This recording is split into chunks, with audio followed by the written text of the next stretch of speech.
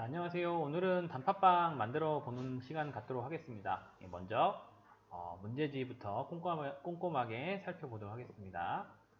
자, 우선 단팥빵 이름을 영어로 명명하면 단맛이 나니까요. sweet,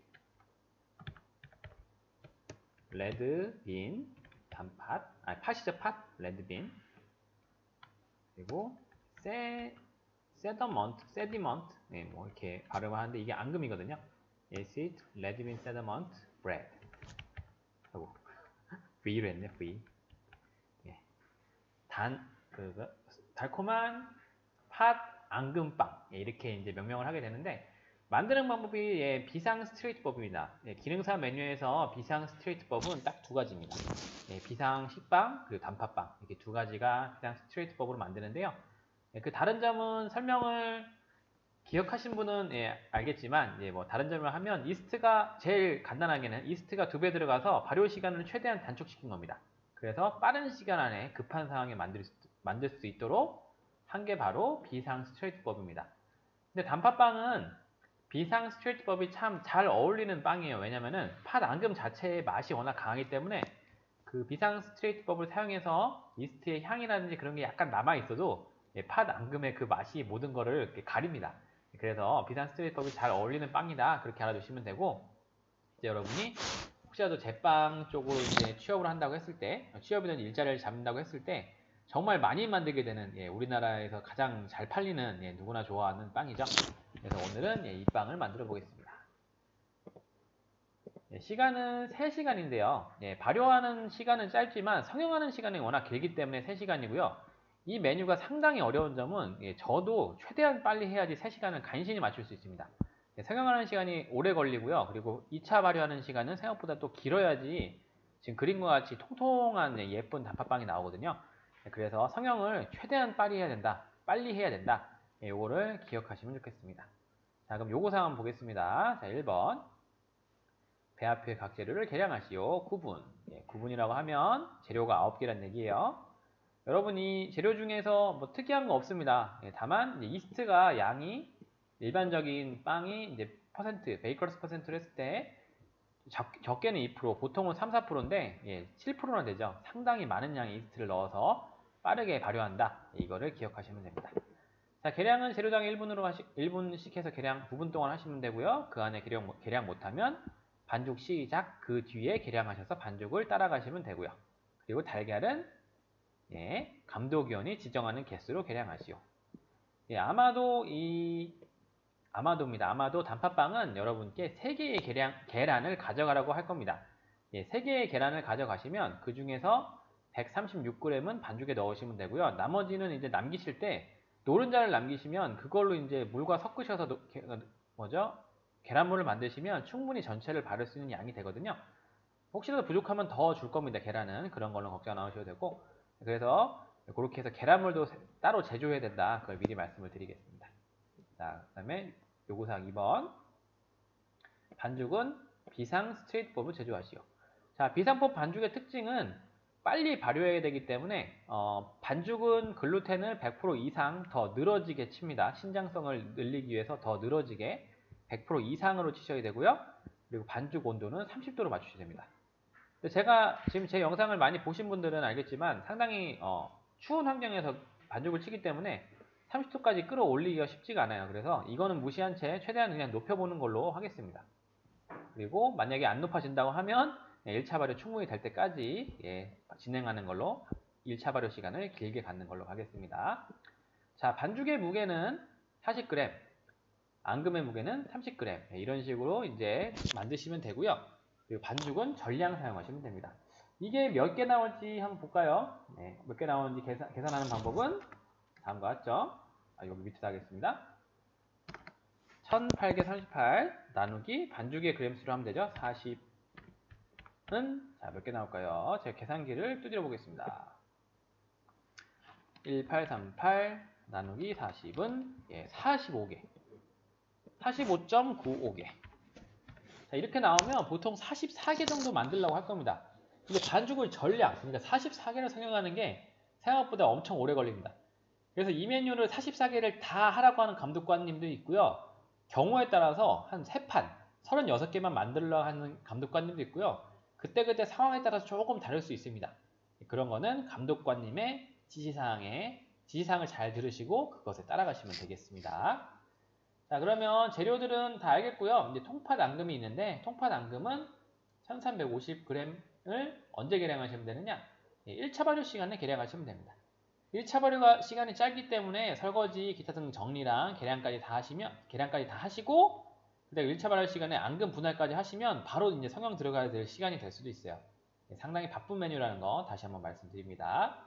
자, 그럼 만드는 방법 짚어보고 가겠습니다. 자, 우선 1단으로 믹싱 하시고요. 클린업 단계에서 2단으로 믹싱을 하시면 됩니다. 유지는 클린업 단계 첨가라고 되어 있기 때문에 유진, 여기 위에 마가린은 반드시 클린업 단계에 넣으셔야 됩니다.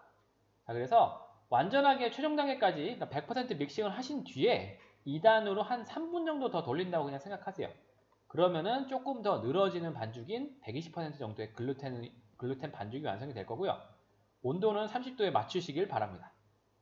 솔직히 반죽 온도 맞추는 건 감이라서 이걸 정확히 맞추시는 분이 있다고 하면 정말 대단하신 분이에요. 저도 그렇게 잘 못합니다. 그래서 반죽 온도는 30도를 맞추려고 노력하셔라. 이렇게 말씀드리겠습니다. 자, 그 다음에 1차 발효는요. 25에서 30분만 하시면 됩니다. 여러분이 시험장에서 이 메뉴가 나왔는데 반죽 온도가 너무 낮아서 한 25도 정도 나왔다고 칩시다. 하지만 그렇게 해서 이제 발효를 넣었는데 30분 동안 했더니 발효가 안 됐다. 그래도 빼서 그냥 진행하셔야 됩니다. 왜냐면은 시간이 부족해요, 이 메뉴는. 그리고 2차 발효 때 조금 많이 하면 1차 발효 때 적게 된 걸 조금 커버를 할 수 있기 때문에 1차 발효는 최대한 한다고 해도 30분 이상 넘기시지 않는 걸로 가셔야 됩니다. 혹시라도 너무 이제 잘하시는 분들이라 하면 뭐 여기서 시간을 많이 줘도 상관이 없지만 그게 아니라고 했을 때는 반드시 30분 이내로 1차 발효를 끝내라. 이거를 다시 말씀드리겠습니다. 자, 그리고 이거 하는 동안에 앙금을 분할하시면 됩니다. 30g으로 30g. 자, 그리고 나면 분할하시고요. 둥글리기 하시고요. 중간 발효를 하시면 됩니다. 중간 발효하고 나서 성형을 하면 되는데요.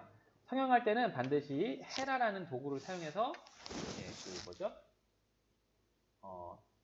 분할해 놓은 앙금을 떠서 반죽에 넣고 감싸셔야 됩니다.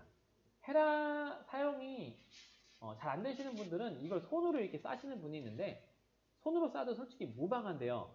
헤라를 왜 쓰느냐?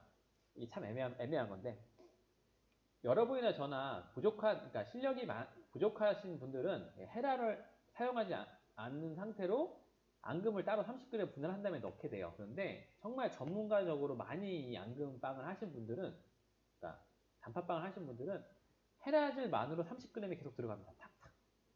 네. 그렇게 하라고 헤라가 있는 거예요. 근데 이제 저나 여러분 같은 경우는 성형할 때 그냥 앙금을 좀 집어넣는 그 정도로 이제 헤라질을 하게 되는데 정확하게는 앙금을 뜰 때부터 헤라를 원래 써야 된다. 그거를 말씀드리겠습니다. 저도 못해요. 그런데 참고로. 자, 그렇게 해서 앙금을 싸신 다음에 팬닝을 하시면 됩니다. 팬닝은 12개씩 하시면 돼요. 그러면 아까 계산했죠. 45개 빵이 나온다고 했을 때 몇 판의 철판이 필요하죠? 4판의 철판이 필요합니다. 12개씩 성형한 팬닝 한다고 했을 때. 근데 이것도 웃겨요. 오븐이 한 칸에 3개 들어가는 오븐이 있는데 한 칸에 3개, 3판. 그 오븐을 1인당 1개씩 주어주는데 성형하는 게 4판 나온다. 자, 이럴 경우 어떻게 하느냐? 이것도 감독관의 지시에 따르시면 됩니다.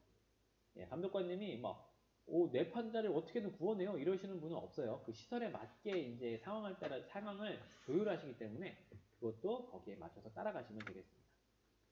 자, 이렇게 12개를 다 성형하고 나면 이제 앙금 누르개라고 그 도구가 있어요. 그걸로 평평하게 한 판씩 하는 게 아닙니다. 여기서는 4판을 다 완성하고 4판을 다 누르고요. 평평하게 누르고 그 다음에 4판을 다 구멍을 내고요. 그 다음에 4판을 다 계란물을 바르시면 됩니다. 계란물은 전란, 노른자랑 흰자랑 전체가 있을 때는 물과 1대1로 섞어서 체에 내리시면 되고요. 노른자만 있을 때는 물을 2에서 2배에서 3배 정도 섞으신 다음에 체에다 내리시면 일정한 그 색깔을 잘 낼 수 있는 계란물을 완성하실 수 있습니다. 계란물 만드는 것도 이때 하셔야 돼요. 이때 언제냐? 1차 발효할 때 하셔야 돼요. 왜 제가 여기다 써놨는지 모르겠는데 이거 옮기겠습니다. 왜 안 되죠? 서식으로 해서 안 되는구나. 이거를 1차 발효하는 동안에 하셔야 됩니다.